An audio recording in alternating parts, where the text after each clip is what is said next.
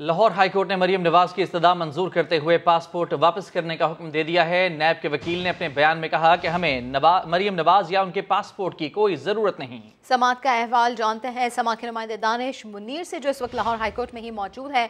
तो दानिश, अहम समात हुई, अहम फैसला किया गया, तो अब बताइएगा क्या कुछ हुआ समात में, डिटेल से बताएं। हाँ जी बिल्कुल। Chief justice Lahore high court justice अमीर भट्टी की सरबराही में 3 रुकनी बेंच, जिसमें जस्टिस अली बाकर नकवी और जस्टिस तारिक सलीम शेख थे, इनकी सरबराही में ये 3 रुकनी बेंच ने केस की समाअत की। केस की जब समाअत का आगाज हुआ तो उन्होंने मरीम नवाज के वकील जो अमजद परवेज हैं, उन्होंने गुज़िश्ता समाअत पर तखीर से पहुंचने पर अदालत से माजरत मांगी, मशरूत माजरत मांगी। इस पर अदालत की जानिब से उसको कबूल किया गया और कहा कि इससे कोई मसला नहीं है कि इसकी प्रोसीडिंग को आगे बढ़ाया जाए। जब केस की समाअत का आगाज हुआ तो अमजद परवेज की जानिब से अदालत को बताया गया कि मरीम नवाज जो है वो अदालत से, लाहौर हाईकोर्ट से 30 अक्टूबर को जमानत ले चुकी हैं, जो कि मेरिट पर जमानत दी गई थी। उसके बाद अदालत की जानिब से तसल्ली के लिए मरीम नवाज का जो पासपोर्ट था उसको रखा गया था। मरीम नवाज की जानिब से अदालती हुक्म पर अमल दरामद करते हुए पासपोर्ट और 7 करोड़ रुपए जो है वो रखा गया था। लेकिन अभी चूंकि इतना अरसा गुजरने के बावजूद, 4 साल गुजरने के बावजूद नैब की जानिब से ना कोई रिपोर्ट सबमिट करवाई गई, ना चौधरी शुगर मिल में रेफरेंस सबमिट करवाया गया। नैब की जानिब से तखीरी हरबी इस्तेमाल किए जा रहे, जो कि इसी केस को खत्म करता है। तो अदालत से इस्तदा की गई कि मरीम नवाज का जो पासपोर्ट है वो वापस किया जाए, जिस पर चीफ जस्टिस लाहौर हाईकोर्ट की जानिब से मरीम नवाज के वकील अमजद परवेज से इस्तफसार किया गया कि जो उस वक्त अदालत की जानिब से पासपोर्ट जमा करवाने का हुक्म दिया गया था, क्या उस हुक्मनामे में तरमीम की जाएगी या अदालत की जानिब से उस फैसले को कलअदम करार दिया जाएगा, जिस पर अमजद परवेज की जानिब से अदालत को बताया गया कि अदालत इस फैसले में तरमीम कर सकती है। जिसके बाद अदालत की जानिब से नैब प्रोसिक्यूटर से इस्तफसार किया कि आप इस मामले पर क्या कहते हैं। तो उनकी जानिब से अदालत को बताया गया कि अभी मरीम नवाज की कोई भी इंक्वायरी जो है वो ज़ेर इंतवा नहीं है, और जो मरीम नवाज का जो केस है वो नैब ऑर्डिनेंस के आने पर रिव्यू पे भेजा गया। और इस वक्त ना तो मरीम नवाज की कोई जरूरत है नैब को, ना इसके पासपोर्ट की जरूरत है। अगर अदालत से इसको पासपोर्ट को देना चाहती है तो इस पर नैब को कोई एतराज मौजूद नहीं है। जिस पर chief justice Lahore high court justice अमीर भट्टी की सरबराही में 3 रुकनी बेंच की जानिब से मरीम नवाज का पासपोर्ट वापस देने का हुक्म जो है वो जारी कर दिया गया। जिसके बाद यहाँ पर लाहौर हाईकोर्ट में मुस्लिम लीग नून की जो लॉयर एसोसिएशन है उनकी जानिब से मिठाइयाँ तकसीम देगी और इस अदालत की इस फैसले पर खुशी का इजहार किया और हद तक की जो है वो जीत का यहाँ पर जो उनके मरीम नवाज से इज़हार यकजहती किया गया है। बहुत शुक्रिया दानिश मुनीर, अपडेट किया आपने। फर्द जुर्मायद होगी या नहीं, पीटीआई सरबराह इमरान खान के खिलाफ तौहीन अदालत केस की समाअत आज इस्लामाबाद हाईकोर्ट में होगी।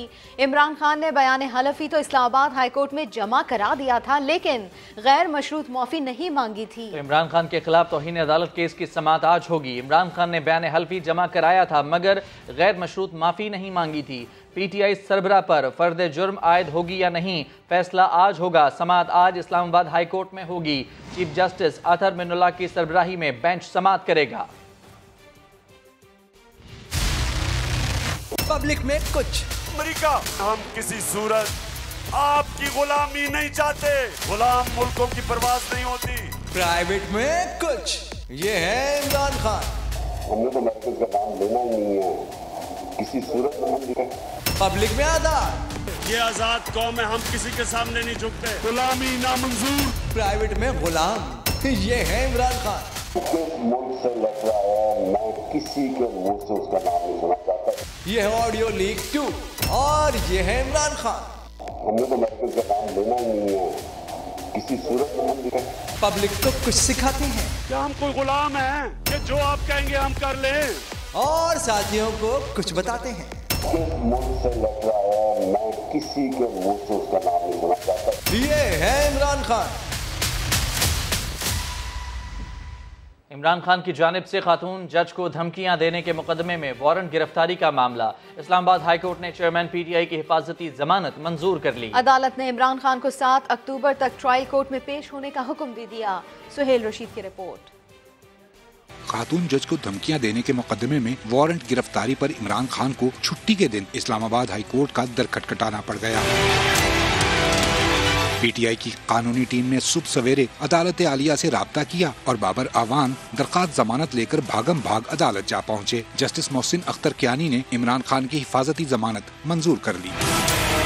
जमानत मिल जाने पर बाबर आवान के तेवर ही बदल गए और हुकूमत को आंखें दिखाने लगे। ये वो केस है जिसमें हमने पहले बेल ली हुई थी, इन्होंने जो केसेस करने थे कर लिए, अब केस करने की हमारी बारी है। हम इंशाअल्लाह अज़ीज़ इमरान खान की कॉल के इंतजार में हैं। बड़ी तादाद में पूरा पाकिस्तान निकलेगा। अदालत ने हुक्मनामे में कहा कि 7 अक्टूबर तक इमरान खान की हिफाजती जमानत मंजूर की जाती है। वो जुमा से पहले मुतालिका अदालत में पेश हों। 7 अक्टूबर को हाईकोर्ट का फैसला गैर मुअस्सर हो जाएगा। हुक्मनामा के मुताबिक इमरान खान के वकील ने मौक़िफ़ अपनाया कि पुलिस ने उनके मुवक्किल के घर को घेरे में ले रखा है, इसलिए वो खुद अदालत में पेश नहीं हो सकते। हुकूमत ने सिफारती मरासले और ऑडियो लीक्स की तहकीकात की जिम्मेदारी FIA के सुपुर्द कर दी। इमरान खान, असद उमर, शाह महमूद कुरैशी और आजम खान को पूछगिछ के लिए तलब किया जा सकता है। अदम पेशी पर गिरफ्तारी भी हो सकती है। इस्लामाबाद से उस्मान खान की रिपोर्ट देखिए। वज़ीर आज़म ऑफिस से साइफर की गुमशुदगी और यके बाद दीगरे ऑडियो लीक्स। विफाकी हुकूमत ने संगीन वाक़यात की तहकीकात का टास्क FIA को सौंप दिया। काबीना इजलास के फैसले और दीगर रिकॉर्ड विफाकी तहकीकाती इदारे को दे दिया गया। इमरान खान के अलावा सहूलतकार साबिक वज़रा असद उमर और शाह महमूद कुरैशी को भी पूछगछ के लिए तलब किया जाएगा। साबिक वज़ीर आज़म के प्रिंसिपल सेक्रेटरी आजम खान के खिलाफ भी कार्रवाई का फैसला हो गया। FIA तहकीकात के लिए आला सतह की टीम तश्कील देगी। इमरान खान और उनके 3 करीबी साथियों को जल्द ही तलबी के नोटिस जारी होने का इम्कान। अदम पेशी पर गिरफ्तारी भी हो सकती है। FIA तहकीकाती टीम की रिपोर्ट काबीना के सामने रखी जाएगी। काबीना ने आर्टिकल 6 के तहत कार्रवाई तजवीज़ की तो पार्लियामेंट से मंजूरी ली जाएगी। काबीना कमेटी ने 1 अक्टूबर को साइफर चोरी और ऑडियो लीक्स के जिम्मेदारों के खिलाफ कानूनी कार्रवाई की सिफारिश की थी। काबीना ने सर्कुलेशन के जरिए इन सिफारिशात की मंजूरी दी। काबीना कमेटी ने करार दिया कि कौमी सलामती के इन मामलात के मुल्की मफादात पर संगीन मुज़िर असरात हुए, इसलिए कानूनी कार्रवाई लाजिम है। मुस्लिम लीग नून की नायब सदर मरियम नवाज का कहना है कि सफारती मरासला रियासत पाकिस्तान की अमानत है। कौमी अमानत में खयानत करने वाले को निशान इबरत बनाना चाहिए। साबिक वज़ीर आला पंजाब हमजा शहबाज ने सफारती मरासला गुम होने से मुताल्लिक इमरान खान के बयान को तशवीशनाक करार दिया है। वफाकी वज़ीर दाखिला राना सनाउल्लाह कहते हैं कि लाडलेपन का तासुर दूर होना चाहिए। रियासती मामलात में भी खलंडरापन।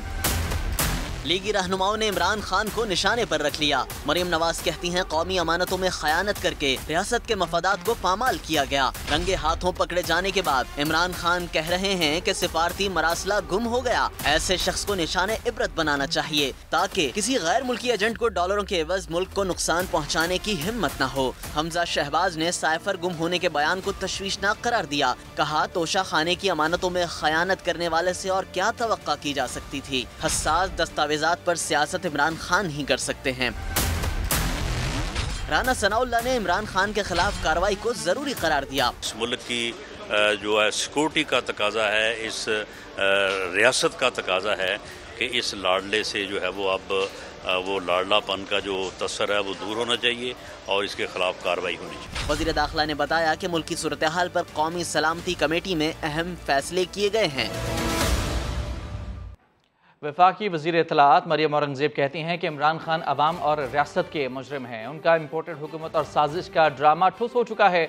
मरियम औरंगज़ेब ने एक बयान में कहा कि चेयरमैन PTI जैसे झूठे साजिशी फितने को इबरत का निशान बना देना चाहिए। इमरान खान रात को पाँव पकड़ते हैं, रोते हैं, चीखते हैं और माफिया मांगते हैं। वज़ीर इत्तलाआत ने कहा कि अब मुल्क की हकीकी आज़ादी गैर मुल्की एजेंट और गद्दार से निजात है। इमरान खान को पता है कि उसका खेल बेनकाब हो चुका है।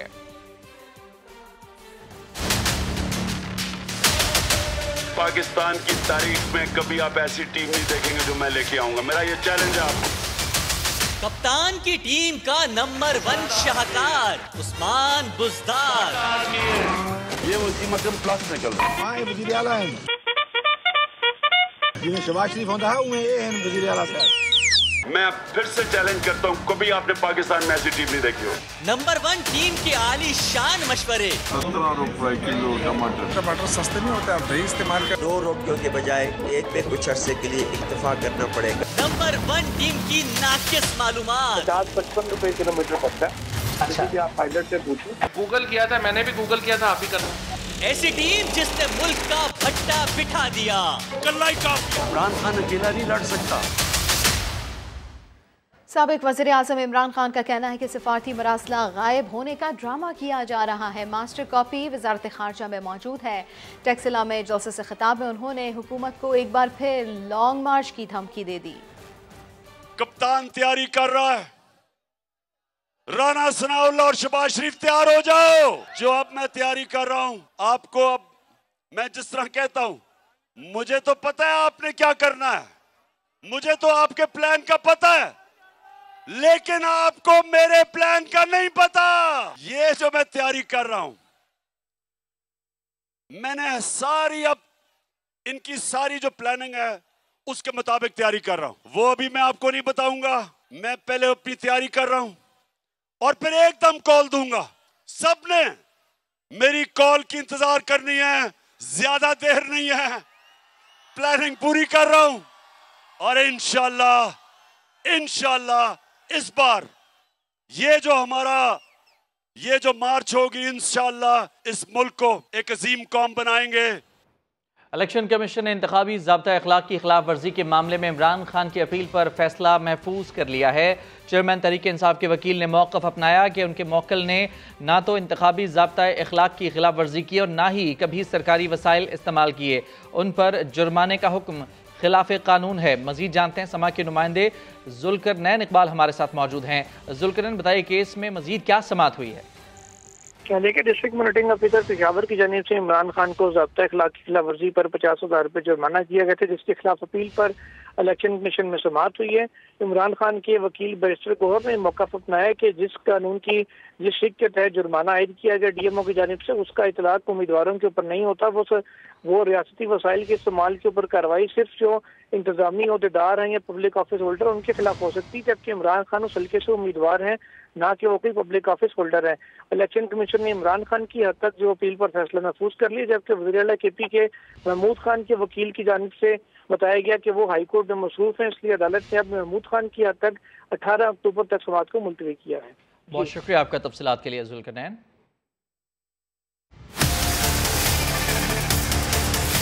दावे वादे दिलासे, 1 करोड़ नौकरियां, 50 लाख घर,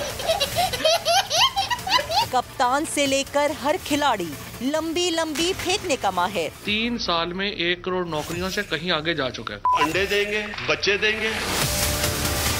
बेरोजगारी खत्म तो नहीं हुई, लेकिन बेरोजगारी बढ़ जरूर गई है। मेरे ख्याल से उनको तो हवा में नजर आती होंगी नौकरियां। खान साहब जो भी कहते हैं ना, सिर्फ कहते हैं, करते नहीं। बस बातें करवा लो, काम की बारी आई तो गवर्नमेंट का भी समझ गए हैं कि अब हमने गवर्नमेंट में आके क्या तैयारियां कर रही है, क्योंकि पहले तो हमें आइडिया ही नहीं था गवर्नमेंट का। मैं अब फिर से निकलूंगा, अब हम निकलेंगे तैयारी कर, हमारी किसी की तैयारी नहीं। इमरान खान एंजॉय कर लें, आपका और पंजाब हुकूमत का यौम हिसाब करीब आ पहुंचा है। साबिक रुकन सूबाई असेंबली शोएब सिद्दीकी ने बता दिया, कहा धरने के लिए सपोर्ट कहां से होती थी, 2018 में हुकूमत कैसे बनी, जबान खुल गई तो बात दूर तक जाएगी। असलम इकबाल तहरीक इंसाफ के मामे ना बने, उनके हाथों में वज़ीर आला बनने की लकीर नहीं। इमरान खान साहब साइफर के पीछे छुपना चाह रहे थे तो 15-20 दिन महीना खान साहब इंजॉय कर लें, आपने जितना करना है।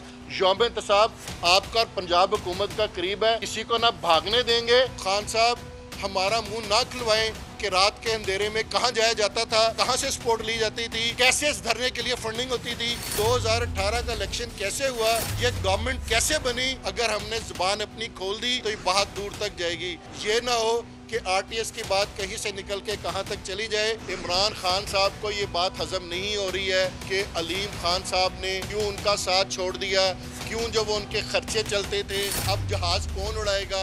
आज इमरान खान साहब ने एक डाकू को वजीर आला बनाते हैं।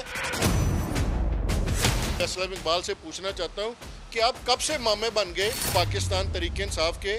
आप जो मर्जी कर ले असलम इकबाल साहब, आपके हाथ में वजीर आला की लाइन नहीं है। लोगों ने तो एहतजाज किया, बनी गाला के अंदर आके करोड़ों रुपए लूट के खा गया, अरबों रुपए। असलम इकबाल दोसे बेकरी के अंदर। हामिद खान साहब कभी परवेज लाई के बारे में भी बता दें, कभी असलम इकबाल के बारे में भी बताएं, क्या खिदमत है इनकी पाकिस्तान तहरीक इंसाफ के लिए। बुजदार काम करता था, फराग गोगी का बनी गाला का किचन कैसे चलना है। अब आप ये सारे काम जो के है वो आप असलम इकबाल के जरिए कराना चाहते हैं। आज सिर्फ असलम इकबाल साहब ये बता दें कि ये मेरा कारोबार है, ये बताएं कि मेरा जुए के साथ तो कोई ताल्लुक नहीं है। आपने उस जुए के पैसे से बेकरियां खोली। आज जो हकीकी आज़ादी के जो एक चेहरा दिखाया जा रहा है वो किधर गया वसीम अकरम प्लस, उसको तो आजादी में शामिल करना है यार। अपनी ही दौरे हुकूमत में 110 दिन अलीम खान साहब ने जेल के अंदर गुजारे। वो क्यों गुजारे थे जेल के अंदर? वो उस्मान बुजदार की करप्शन को लेके इमरान खान साहब के पास गए थे। पाकिस्तान मुस्लिम लीग नवाज का साथ देने का फैसला किया था तो हमने कोई ओहदे नहीं लिए, हमने वजारतें छोड़ी थी। अगर आप हमारे रिस्क के ऊपर लात मारने की कोशिश करेंगे तो कोई घर भी, चाहे वो सलीम इकबाल का हो, चाहे वो परवेज इलाही का हो या इमरान खान का, वो महफूज नहीं रहेगा। और समा ने जो बताया वो सच साबित हुआ। रूडा मंसूबे के जरिए किसानों से कौड़ियों के भाव हथियाई गई जमीन की करोड़ों में फरोख्त शुरू कर दी गई है। लाहौर से फहद भट्टी की रिपोर्ट देखिए। किसानों के लिए कौड़ियां, अपने लिए करोड़। रोडा ने जमीन की फरोख्त के लिए इश्तिहार दे दिया। चहार बाग प्रोजेक्ट के नाम पर जमीन की बुकिंग शुरू कर दी। रावी किनारे बसने वाले किसानों की हक तलफी में इमरान खान, परवेज इलाही, फराह गोगी, असलम इकबाल और SM इमरान सर फहरिस्त है। समा रोडा से मुतालिक जो हकायक नाजरीन तक पहुंचाता रहा, एक एक सच साबित हुआ। फी किनाल 25 से 40 हजार रुपए में हथियाई गई जगह को 2 करोड़ में फरोख्त किया जाएगा। एक किनाल के प्लॉट के लिए 10,000 और 10 मरले के लिए 6,000 रुपए भी जमा कराना होंगे, जो वापस नहीं किए जाएंगे। बैलेटिंग के बाद कामयाब अफराद को 3 साल में पूरी रकम अदा करना होगी। फहद भट्टी, समा, लाहौर।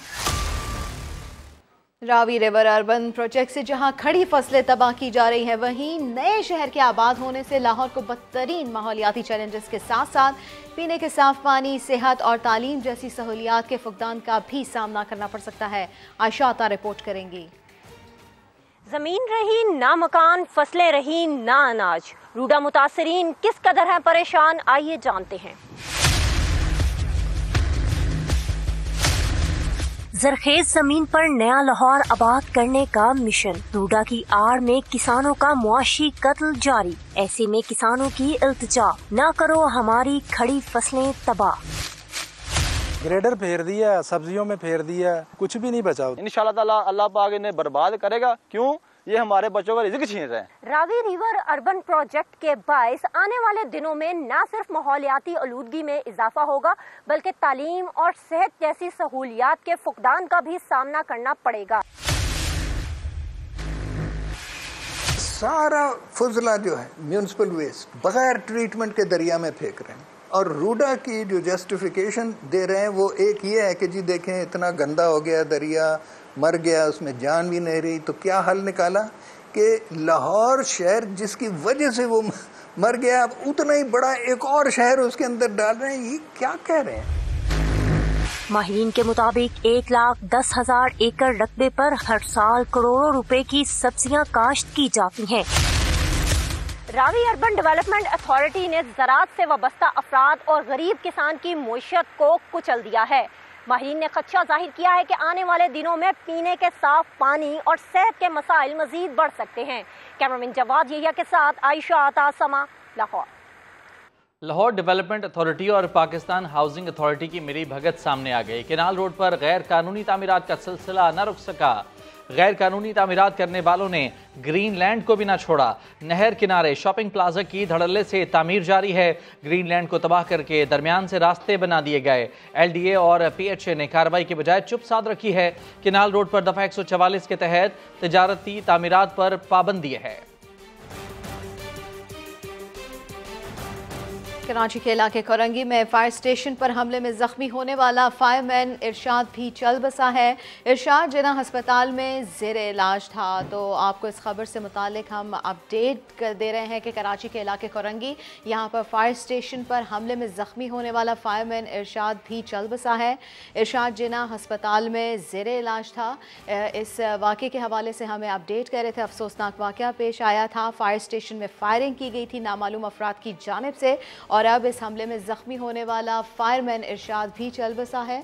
और आपको ये भी बताते चलें कि हमले में जाँबाग अफराद की तादाद अब 3 हो गई है। कोरंगी फायर स्टेशन पर हमला 1 अक्टूबर की रात हुआ था। कोरंगी फायर स्टेशन पर हमला और जख्मी फायरमैन भी चल बसा है। फायरमैन इरशाद जिना अस्पताल में ज़ेरे इलाज था और हमले में जाँबाग अफराद की तादाद अब 3 हो गई है। कोरंगी फायर स्टेशन पर हमला 1 अक्टूबर की रात हुआ था। जनरल कमर जावेद बाजवा ने अमरीका में अक़वाम मुत्तहिदा के सेक्रेटरी जनरल के अस्करी मुशीर से मुलाकात की है। मुलाकात में पाकिस्तान में सैलाब से तबाही समेत दीगर अहम उमूर पर तबादला ख्याल किया गया है। ISPR के मुताबिक न्यूयॉर्क में होने वाली मुलाकात में इलाकाई सलामती और बाहमी दिलचस्पी के उमूर पर बात हुई। अक़वाम मुत्तहिदा के सेक्रेटरी जनरल के अस्करी मुशीर ने सैलाब मुतासरीन की इमदाद, इलाकाई अमन, दहशतगर्दी के खिलाफ जंग और अक़वाम मुत्तहिदा अमन मिशन में पाक फौज के किरदार को सराहा। उन्होंने पाकिस्तान में सैलाब से तबाही पर दुख का इजहार किया। वज़ीर-ए-आज़म शहबाज शरीफ ने कौमी इदारों के खिलाफ इमरान खान की मुहिम की शदीद मजम्मत की है। अपने बयान में शहबाज शरीफ ने कहा कि रंगे हाथों पकड़े जाने वाले चोर अब इदारों को बदनाम करके सजा से बचना चाहते हैं। अवाम के बाद साजिशी अब इदारों में इंतशार फैलाने की साजिश कर रहा है। सफारती साइफर में रद्द बदल करके कौमी सलामती से खेला गया। इन्हें कानून का सामना तो करना होगा। पाकिस्तान के कौमी मफादात से खेलने वालों को कानून को जवाब देना पड़ेगा। कानून सबके लिए बराबर है। शहबाज शरीफ ने सवाल उठाया कि मकबूल होने का मतलब कानून से बालातर होना कैसे हो गया। आपकी ऑडियो लीक्स ने पाकिस्तान के मफादात के खिलाफ संगीन साजिश बेनकाब कर दी है। पंजाब हुकूमत ने सियासी मुखालफिन के खिलाफ इंतकामी कार्रवाइयाँ तेज कर दी। सियासी मुखालफिन के खिलाफ कार्रवाइयों में सीनियर वजीर असलम इकबाल पेश है। इस्तेहकाक कमेटी ने अता तारड़ को गिरफ्तार करने का फैसला कर लिया है। कमेटी के इजलास में पेश न होने पर उन्हें गिरफ्तार करने का हुक्म दे दिया है। मजीद जानते हैं समा के नुमाइंदे क़ज़ाफ़ी भट्ट से। क़ज़ाफ़ी बताइए क्या तफसीलात हैं इस मामले की। देखिए, पंजाब असम्बली के आईनी इदारे को जो है अब सियासी मुखालफिन के लिए इस्तेमाल किया जाएगा और इस्तेहकाक कमेटी को जो है इस मकसद के लिए इस्तेमाल किया जा रहा है।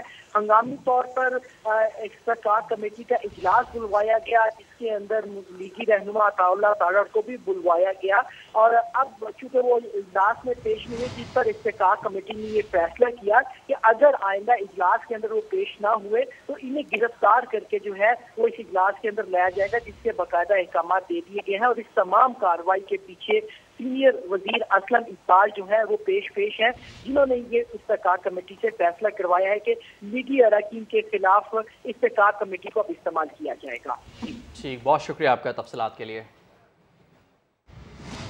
और अब ये खबर कि कराची में प्याज की कीमत फी किलो 200 रुपए तक जा पहुंची है। बचत बाजारों में भी प्याज की फी किलो कीमत 150 रुपए से ज्यादा है। इस बारे में मजीद जानेंगे समा के नुमाइंदे खुर्शीद आलम से। खुर्शीद आलम, क्या वजह है प्याज इतनी महंगी होने की? इस वक्त एक बचत बाजार में मौजूद हूँ और यहाँ पे सूरत हाल ये है कि ये मेरे हाथ में 2 तरह की प्याज है। जो सफ़ेद रंग की प्याज है वो ईरानी प्याज है और जो लाल रंग की डार्क कलर की प्याज है वो पाकिस्तानी प्याज है। लेकिन दोनों इस जगह तो खैर 150 रुपये किलो में फ़रोख्त की जा रही है, लेकिन शहर के मुख्तलिफ इलाकों में, कराची के मुख्तलिफ मोहल्लों और बाज़ारों में प्याज की कीमत 200 रुपये किलो तक वसूल की जा रही है। शहरियों का यही कहना है कि उन्हें रहम करम पर छोड़ दिया गया है। मुख्तलिफ इलाकों में जो मुनाफाखोर हैं वो उनको अपनी मर्ज़ी के मुताबिक चीज़ें बेच रहे हैं। तो अब प्याज की ख़रीदारी भी लोग अब महदूद अंदाज में कर रहे हैं। जो 2 या 3 किलो ख़रीदा करते थे वो अब आधा किलो ख़रीदारी पर आ चुके हैं। जी, खुर्शीद आलम अपडेट कर रहे थे। महंगाई की चक्की में पिसे आवाम के लिए एक और झटका। लाहौर में नान रोटी एसोसिएशन ने सादा रोटी 15 जबकि खमीरी रोटी और नान 25 रुपए का कर दिया है। नई कीमतों का इतलाक भी आज से हो गया है। इस हवाले से तफसीलात जानते हैं। नुमाइंदा समा उस्मान अलीम हमारे साथ मौजूद हैं। उस्मान, बताइए, रोटी भी महंगी हो गई है, क्या तफसीलात हैं?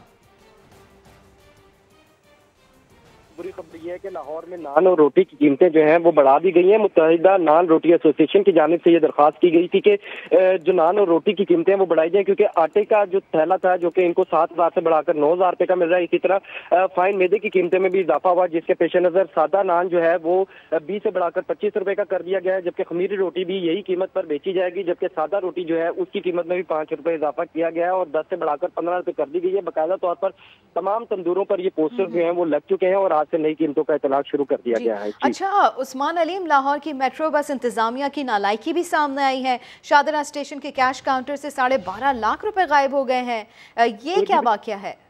लाहौर में ये एक अनोखा वाकया जो है वो मेट्रो स्टेशन पर पेश आया है, जो कि शाहदरा स्टेशन के कैश काउंटर से 12.5 लाख रुपए गायब किए गए। जराये का ये कहना है कि गुज़िश्ता रोज शाम की शिफ्ट में टिकटों की मद में ये रेवेन्यू जो है वो जमा किया गया था, जबकि मास ट्रांजिट अथॉरिटी का ये कहना है कि पैसों की हिफाजत की जिम्मेदारी हमारी नहीं है। इसके जो GM ऑपरेशन है उजैर शाह, उनका ये कहना है कि 2 निजी कंपनियां जो है वो रेवेन्यू कलेक्शन और मैनेजमेंट में मुलविस है और यही जो है वो तमाम चीजें देखती हैं। तो अगर कैश गायब हुआ है तो वो उसकी जिम्मेदारी ये निजी कंपनियां हैं, मास ट्रांजिट अथॉरिटी नहीं है। बहुत शुक्रिया उस्मान अलीम आपका। में अब भी मामूलात जिंदगी बहाल ना हो सके, मिठियारी, टंडवाला यार और दादू में बीमारियों ने पंजे गाड़ रखे हैं। दादू में मजीद 4 अफराद जान से गए। सिंध में सैलाब के बाद कई इलाके अब तक डूबे हैं, लोग बेयानो मददगार हैं, बीमारियां फैल रही हैं।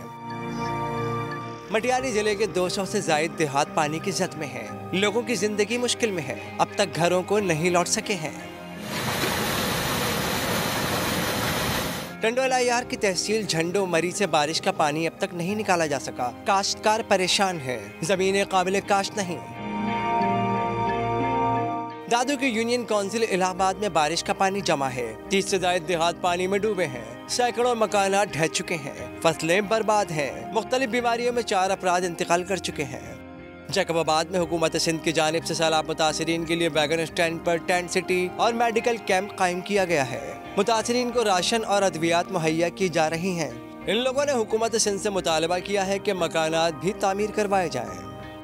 सक्खर के मुख्तलिफ इलाकों में 1.5 माह बाद भी बरसाती पानी जमा है, घरों के अतराफ 2 से 3 फुट पानी मौजूद है। वहाँ से मुतालिक मजीद जान लेते हैं समा के नुमाइंदे साहिल जोगी से। जी साहिल। जी देखिए, हम इस वक्त जो है नारो और लाल मछाई के इलाके में मौजूद है। यहाँ पर जो है 1.5 माह से ज़ायद का अरसा गुजर गया है बारिश को रुके हुए, लेकिन ताहाल घरों में पानी जमा है। 50 से ज़ायद ऐसे घर है जहाँ पर जो है 2 से 3 फीट पानी जमा है।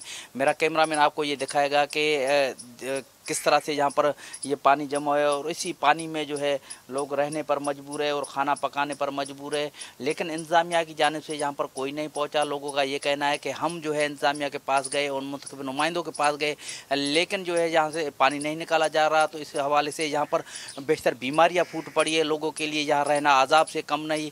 तो शहरियों का यही मुतालबा है कि फौरी तौर पर यहाँ से पानी निकाला जाए ताकि इनकी जो ज़िंदगी है वो आसानी से गुजर सके। जी, और बुलेटिन के आखिर में आपको बताएं कि फलों की वादी स्वात में सीजन के आखिरी फल अमलोक ने एंट्री दे दी है, दरख्त लद चुके हैं। सैयद शहाबुद्दीन की रिपोर्ट।